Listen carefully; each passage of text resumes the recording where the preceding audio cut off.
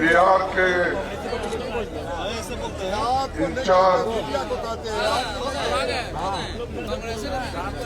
Secretary Shri भक्त चरण दास जी, हमारे पीसीसी के अध्यक्ष अखिलेश प्रसाद सिंह जी, विधानसभा के नेता अजीत शर्मा जी, विधान परिषद में नेता मदन मोहन झा जी, सीडब्ल्यूसी के मेंबर और ex minister Shri Tarak Anwar ji, former minister Shri doctor Shakeel Ahmad ji, former minister Subodh Khan Sahab ji और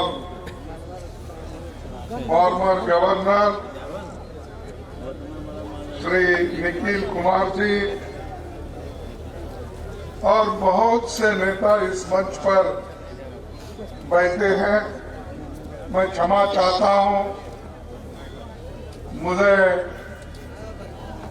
जल्दी जाना भी है और वक्त भी बहुत हुआ है। बहुत देर से आप इस सभा का इंतजार भी कर रहे हैं, इसीलिए मंच पर जो भी सम्मानित जो नेता बैठे हैं उन सभी को मेरा नमस्कार और क्षमा चाहता हूं। और उतने ही संख्या में बहुत से बड़े नेता मेरे सामने भी बैठे हैं और दूर दूर से पधारे हुए हमारे नेतागण, चाहे वो डीसीसी के प्रेसिडेंट हो, डीसीसी के ऑफिस बेयरर्स हो, एमएलए हो, एक्स एमएलए हो, एमपीज हो, सभी को, और यहाँ पर जो आज पधारे हुए मेरे भाइयों बहनों, युवा मित्रों, किसान भाइयों और मीडिया के मेरे दोस्तों, मैं कर्नाटक से आता हूं, जहां पर हमारी भाषा कन्नड़ होती है और मुझे यहां पर आपको संबोधित करने में थोड़ा अपने शब्दों में थोड़ा सा व्यत्यास भी हो सकता है, लेकिन उतना तो गड़बड़ी मैं नहीं करूंगा जितना हमारे नेता लोग दूसरे करते हैं। मैं पूरी कोशिश करूंगा कि अपनी बात को बताने का, और भारत जोड़ो यात्रा जो राहुल गांधी जी ने इस देश में शुरू किया, कन्याकुमारी से लेकर कश्मीर तक उनका जाने का जो इरादा तय करके रास्ते पे निकले, वो अब तक 3120 किलोमीटर उन्होंने कंप्लीट किया है। देश में ऐसे कम लोग होते हैं, वो भी खासकर इस युग में। बहुत से युग चल नहीं पाते और उसूलों के लिए लड़ने वालों की संख्या भी बहुत कम हो गई। जैसा कि बिहार एक जमाने में माना जाता था कि यहां पर कांग्रेस पार्टी के बड़े बड़े नेता अपने उसूलों पर चलकर इस बिहार की तरक्की की थी। खासकर श्री बाबू जो सबसे ज्यादा दिन साल उन्होंने मुख्यमंत्री पद पे रहा और बहुत से नए नए चीजों को, तरक्की के चीजों को इस बिहार में लाया और उनके साथ और भी कांग्रेस के 3-4 बड़े चीफ मिनिस्टर यहां हो गए और उसी के साथ नेहरू जी के जमाने में, इंदिरा जी के जमाने में भी जो केंद्र में 32 साल तक जगजीवन राम जी अपना एडमिनिस्ट्रेशन में कामयाबी के साथ हाथ बटाया। तो ऐसी धरती है, एक तरफ पॉलिटिकल लीडर्स, एक तरफ भगवानों की धरती। अब ये तो स्थान बहुत मशहूर है और इस स्थान के वजह से यहां लाखों लोग आते हैं, यहाँ के भगवान के दर्शन लेते हैं और इससे आगे बढ़ के भी महात्मा गांधी जी का एक मोहनदास करमचंद गांधी जी से जो महात्मा बने वो भी बिहारी है। चंपारण का सत्याग्रह और यहां पर से जो कांग्रेस पार्टी का एक एजिटेशन शुरू हुआ, जैसा कि आज भारत जोड़ो यात्रा राहुल गांधी जी कर रहे हैं, वैसा चंपारण सत्याग्रह ये महात्मा गांधी जी की वजह से चला और यही धरती है जहां पर महावीर पैदा हुए। यही धरती है जहां पर गौतम सिद्धार्थ को बुद्ध बनाया, ये भी बिहार का ही। तो बिहार ऐसा है कि दुनिया को रोशनी देने वाला जगह है, मार्गदर्शन करने वाला एक स्थान है। लेकिन यहाँ के लोग मजदूरी के लिए, पेट भरने के लिए बाहर जाते हैं, क्योंकि यहाँ पर कोई कारखाने नहीं है, कोई बड़ा जो लोगों को, युवकों को काम मिले, ऐसा कोई यहाँ पर कारोबार नहीं है। और आज की सरकार तो ये सिखाती है युवकों को, सबको नफरत का मार्ग दिखाती है, लोगों को नौकरी नहीं देती। और आज महंगाई इतनी बढ़ रही है, पूछो मत, आसमान छू रहे हैं। और हमारी आर्थिक स्थिति दिन पे दिन कमजोर होती जा रही है। चलो। और मोदी जी हमेशा हमको कहते हैं, भाई कांग्रेस पार्टी 70 साल में क्या की, अरे अगर हम 70 साल में कुछ नहीं करते तो मोदी जी आप इस देश के प्रधानमंत्री नहीं बनते।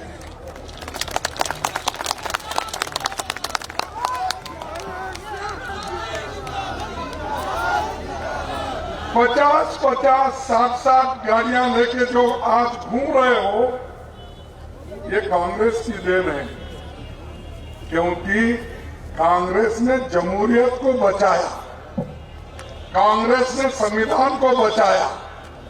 इसीलिए आज आप जैसे आदमी प्रधानमंत्री इस देश के बने और मेरा जैसा एक गरीब का बेटा भी अपोजिशन लीडर और एआईसीसी प्रेसिडेंट होकर आपके सामने है। ये हमारी देन है। आप कुछ नहीं किए, आप ना आज देश को आजादी दिलाए, आप देश के लिए लड़े नहीं, आपके कोई आदमी जेल नहीं गया, आपका आदमी कहीं ब्रिटिश के खिलाफ हाथ नहीं उठाया। सब कुछ कांग्रेस ने किया, देश को आजादी दिलाई। देश की तरक्की के लिए पंडित जवाहरलाल नेहरू जी ने 5 ईयर प्लानिंग के साथ देश को आगे बढ़ाया। एम्स किसका है? आईआईटी किसके हैं? मेडिकल कॉलेज किसके हैं? इंजीनियरिंग कॉलेज किसने बनाया? आज जो बहुत से टेक्नोक्रेट हमको दिखते हैं देश के अंदर और देश के बाहर, और जब वे मोदी जी जाते हैं वहां बहुत से डॉक्टर इंजीनियर्स वो तालियां बजाते हैं। वो कौन है? अरे जिनको हमने विद्या दी, जिनको हमने ग्रेजुएट बनाया, जिनको हमने इंजीनियर बनाया, वही लोग आपका स्वागत वहां करते हैं। वो तो आपके जमाने में तो नहीं बने आप, लेकिन उसको आप गुमराह कर रहे हैं। उनको कुछ गलत सलत बोलकर हेट की पॉलिसी, एक दूसरे के खिलाफ समाज को तोड़ना, धर्म के नाम से अलग करना, गरीबों को कुचलना, ये काम बीजेपी का है। हमारा काम सबको जोड़ना है। भारत जोड़ो, इसीलिए ये यात्रा यहां से प्रारंभ हम किए हैं और ये कम से कम 1200 किलोमीटर ये चलने वाला है और बोधगया में इसकी आखिरी समापन होगा। तो ये काम हम करते हैं, शांति से लड़ते हैं। लोगों को आज उनके जो तकलीफात हैं, आज जो इतनी बेरोजगारी है, महंगाई है, ये आवाज कांग्रेस पार्टी उठा रही है। लेकिन बीजेपी हमेशा झगड़ा लगाने की कोशिश करते हैं, कुछ ना कुछ। अरे हम अगर जिंदा रहे तो ही आगे बढ़ेंगे ना। पेट भर गया तो ही भगवान की भी पूजा याद है, पेट खाली तो भगवान भी याद नहीं आता। क्योंकि हमेशा आदमी जिंदा रहने के लिए खाना खाना जरूरी है ना, पानी पीना जरूरी है या नहीं है? तो जब खाना खाना जरूरी है, पानी पीना जरूरी है, जिंदा रहना जरूरी है, तो भाई हाथ को नौकरी तो दो जिंदा रहने के लिए।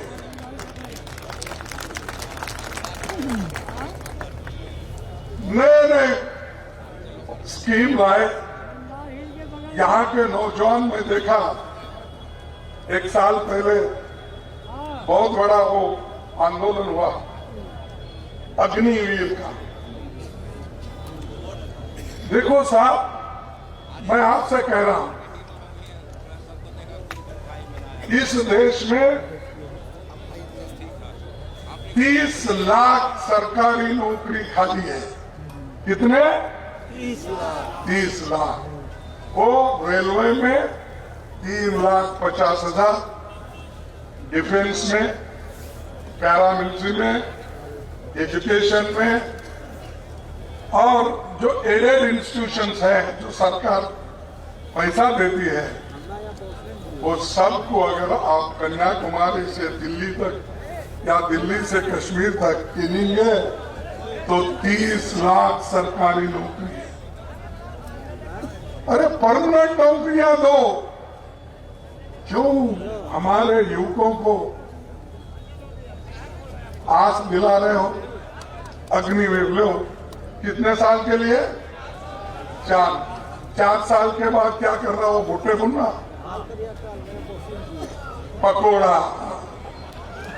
तो अगर देश के लिए नौजवानों को ऐसी स्थिति करेंगे, ये 30 लाख क्यों नहीं भर रहे, मैं पूछ रहा हूं।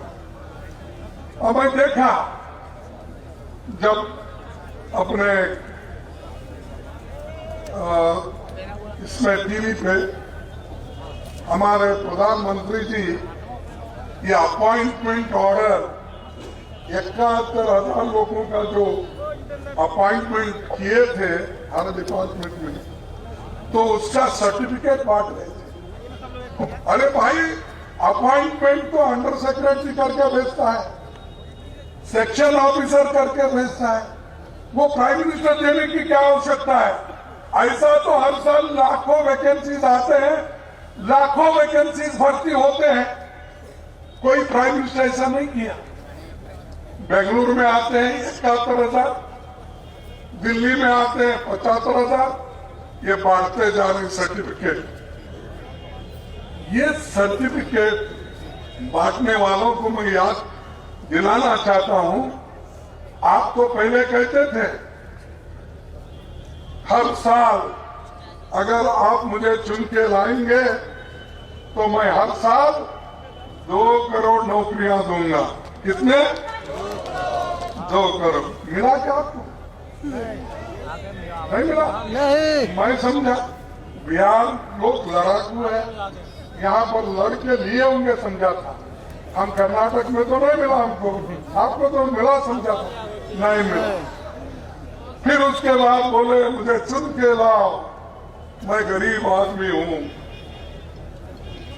और मुझे चुन के अगर लाएंगे तो विदेश में जो काला धन है वो लाकर 15-15 लाख आपके जोब में डालूंगा, हर घर को दूंगा। दिए नहीं। फिर अब आप बोलिए क्या मोदी साहब झूठे हैं क्या हम झूठे हैं?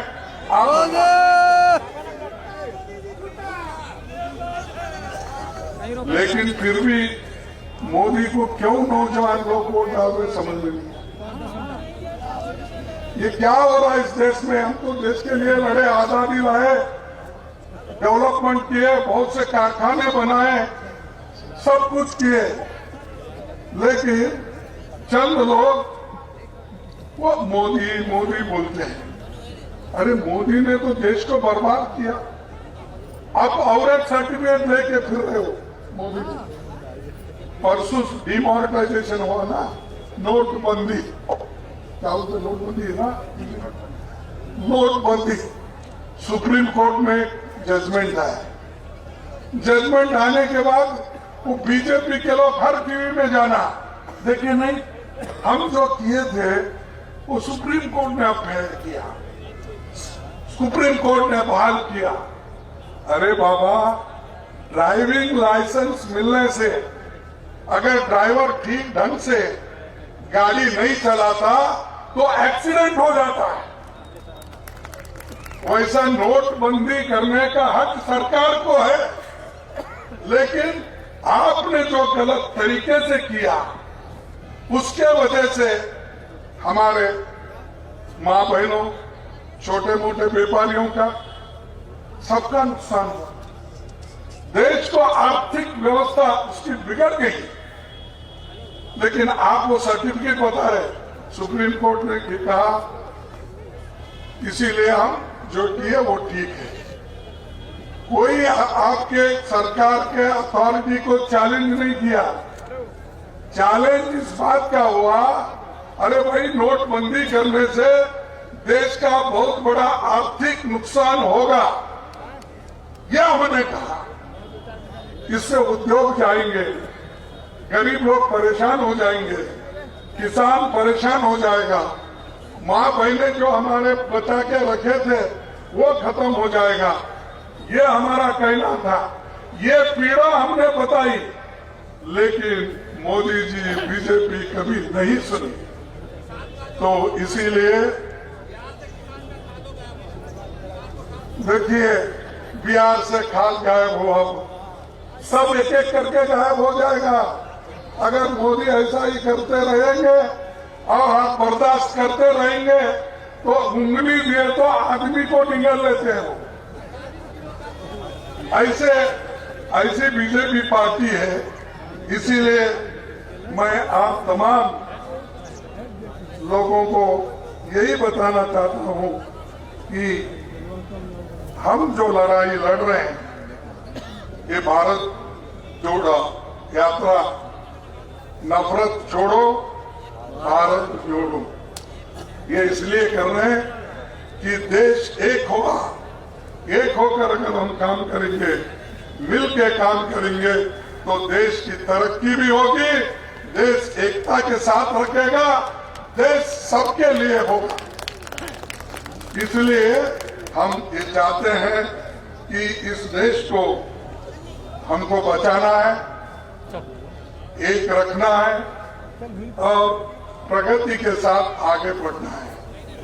तो दोस्तों, मैं और ज्यादा वक्त न लेते हुए मैं एक छोटी सी कविता, या उसको आप चाहे बोलो, कविता बोलो, कुछ भी बोलिए, तो कर्मवीर कभी नहीं घबराते, कर्मवीर कभी नहीं घबराते, आपत्ति और अंगारों से वीर क्रांति कर देते हैं अपने शुद्ध विचारों से।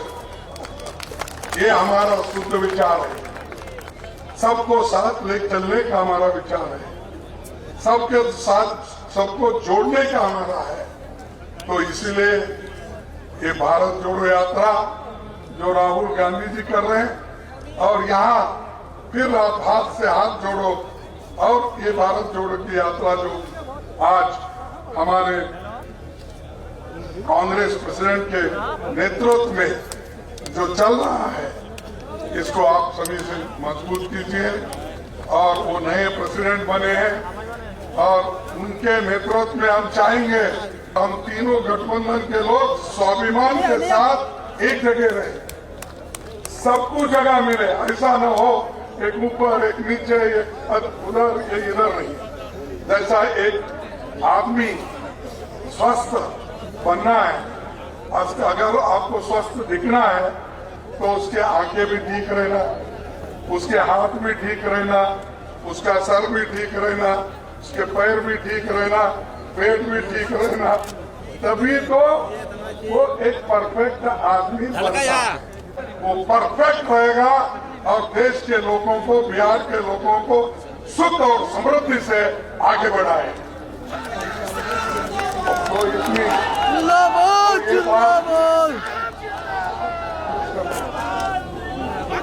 ये बात कहते हुए मैं आप सभी को धन्यवाद देता हूँ। जय कांग्रेस, जय हिंद। और ये यहाँ पर पधारे हुए सभी लोगों को मेरा और एक बार धन्यवाद देते हुए मेरे 4 शब्दों को समाप्त करता हूँ। जय हिंद।